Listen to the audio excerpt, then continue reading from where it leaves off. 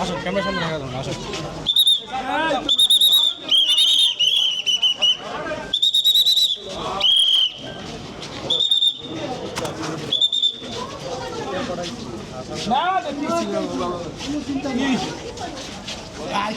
আমি না থাকলে কি দুনিয়া থাকলে কি আর না থাকলে কি আমি দুনিয়া থাকলে কি আর না থাকলে আমাকে কপালে যেটা লাগছে যদি আল্লাহ খুশি হয় এই রায়ে তাহলে আমিও আলহামদুলিল্লাহ খুশি আমার আল্লাহ খুশি হলে আমিও ওই রায়ে খুশি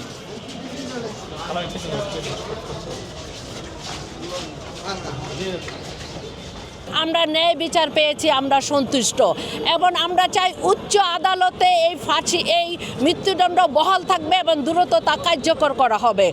এবার আমার ভাই একটা মানুষকে মারার জন্য একটা গুলি যথেষ্ট। ও রাত্রে একা ঘরের মধ্যে শুয়েছিল, দীর্ঘদিন বিদেশে ছিল, ওই যুবদলের নেতা ছিল।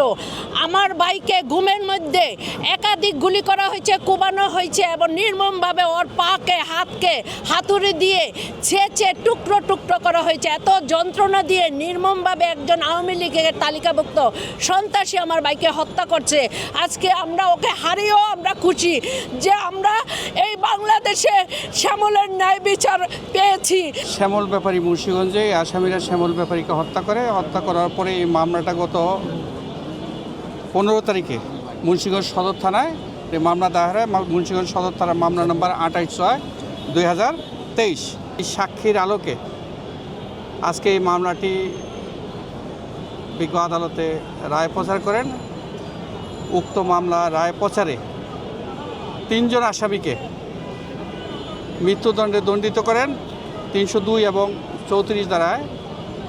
302 এবং 34 ধারায় অপরাধী সাব্যস্ত করে 3 জন আসামি, এক শাহাদাত ব্যাপারী, জাহাঙ্গীর ব্যাপারী পলাতক, ইব্রাহিম ব্যাপারী পলাতক, এই 3 জনকে মৃত্যুদণ্ড দেওয়া হয় এবং বাকি 8 জন আসামিকে